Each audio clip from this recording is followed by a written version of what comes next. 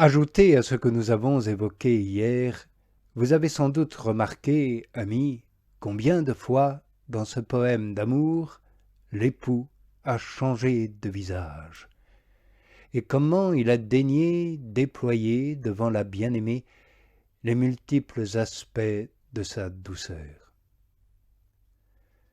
Tantôt, pareil à un chaste époux, il cherche les étreintes secrètes de l'âme sainte et se délecte de ses baisers. Tantôt il paraît se montrer en médecin, avec huile et onguent, sans doute à cause des âmes tendres et infirmes qui ont encore besoin de ces calmants et de ces médicaments. Voilà pourquoi on désigne ces âmes du nom de jeunes filles, nom qui évoque leur fragilité, leur jeunesse, leur inexpérience.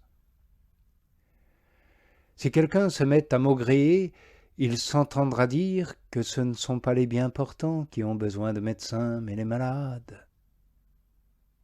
Tantôt encore, comme un voyageur, il se joint à l'épouse et aux jeunes filles qui font route ensemble, et par ces entretiens pleins de charme, il soulage toute la compagnie de la fatigue du voyage, si bien qu'à son départ, elles se disent entre elles: notre cœur n'était-il pas tout brûlant en nous, tandis qu'il nous parlait en chemin?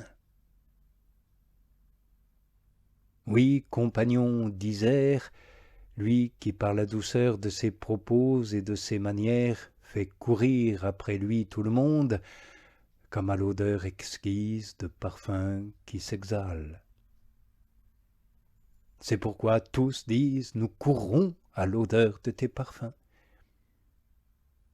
Parfois encore il se présente comme un père de famille, très riche, dont la maison regorge de pain, ou plutôt comme un roi magnifique, puissant, qui semble encourager la timidité d'une épouse pauvre, et éveiller son désir en lui montrant tout l'éclat de sa gloire, les richesses de ses pressoirs et de ses magasins, la luxuriance de ses jardins, de ses champs, et qui l'introduit enfin jusqu'au plus secret de sa chambre. Car le cœur de son mari lui fait confiance.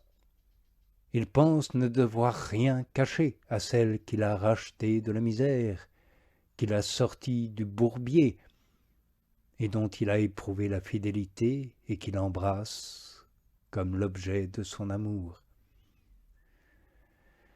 Oui, c'est ainsi qu'il ne cesse d'apparaître constamment, de diverses manières, à la vue intérieure de ceux qui le cherchent, pour qu'ainsi s'accomplisse sa parole: voici que je suis avec vous jusqu'à la fin du temps.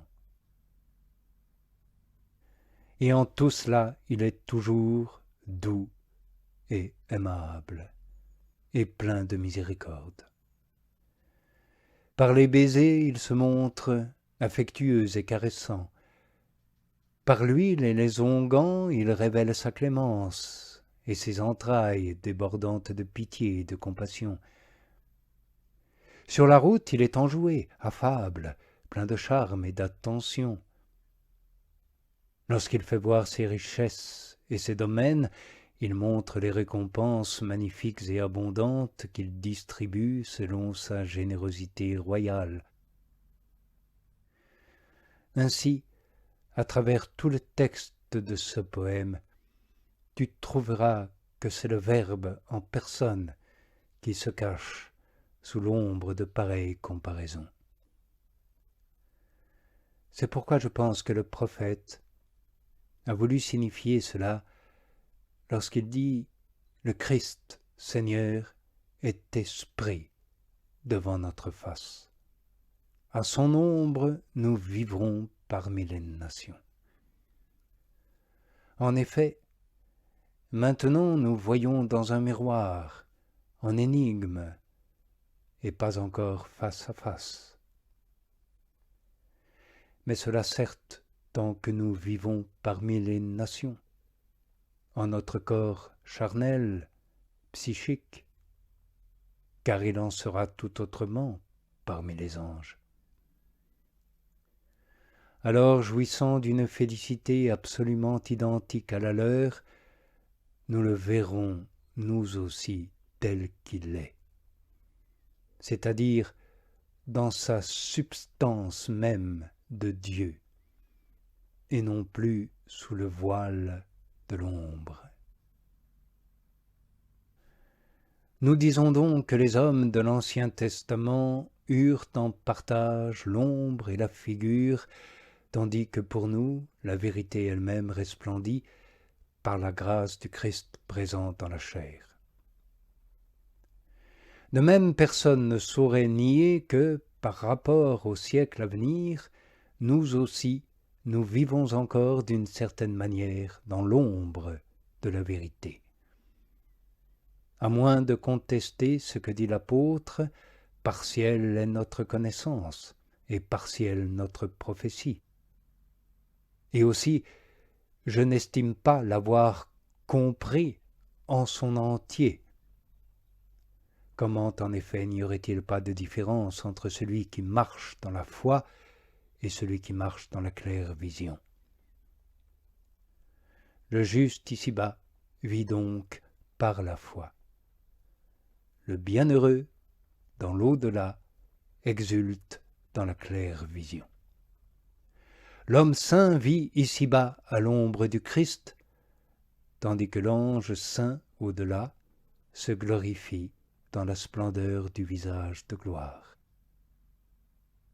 Et elle est bienfaisante, cette ombre de la foi, qui tamise la lumière trop éclatante pour notre œil enténébré, et qui prépare cet œil à la lumière. Il est écrit en effet, c'est par la foi que les cœurs sont purifiés. La foi n'éteint donc pas la lumière, mais la garde. Tout ce que l'ange voit, l'ombre de la foi le conserve pour moi, déposé fidèlement en mon sein pour le révéler progressivement en temps voulu. N'est-ce pas une bonne chose de tenir, même enveloppé, ce que tu ne peux pas saisir à découvert?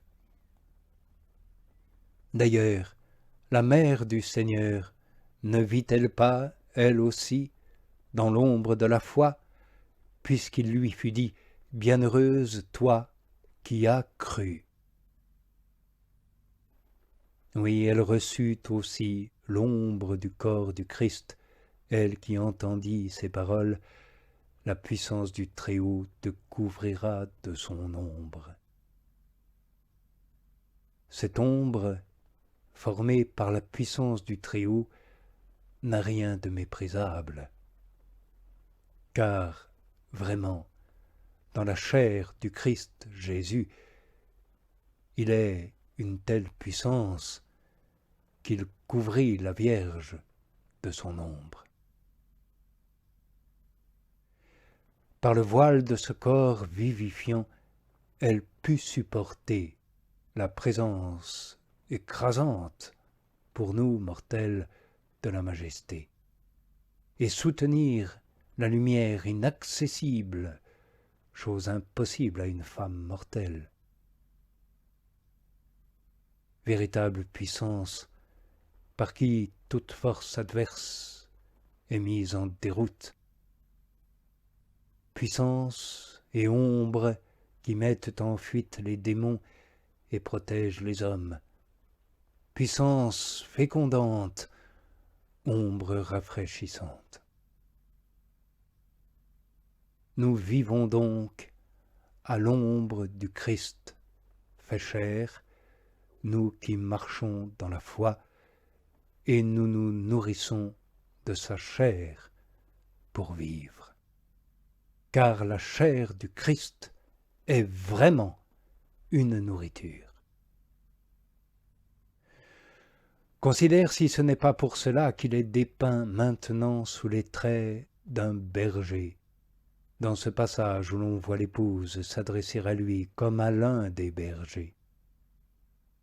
Elle dit en effet, « Montre-moi où tu mènes paître ton troupeau, où tu reposes à midi. » Bon pasteur, lui qui donne sa vie pour ses brebis, sa vie pour elle en rançon, sa chair à elle en nourriture. Chose étonnante, il est lui-même le pasteur, la pâture, la rédemption.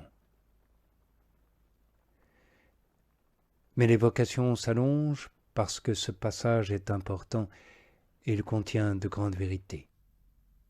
Et on ne l'explique pas en peu de mots. Je me sens donc obligé de l'interrompre plutôt que de la terminer, ce qui nous mènerait beaucoup trop tard. Mais puisque le sujet demeure en suspens, il faut que la mémoire veille, afin qu'après un intervalle, nous puissions aussitôt le reprendre et l'approfondir selon ce que nous donnera le Seigneur Jésus, berger, agneau, époux de l'Église, et Dieu incarné, béni toujours et partout.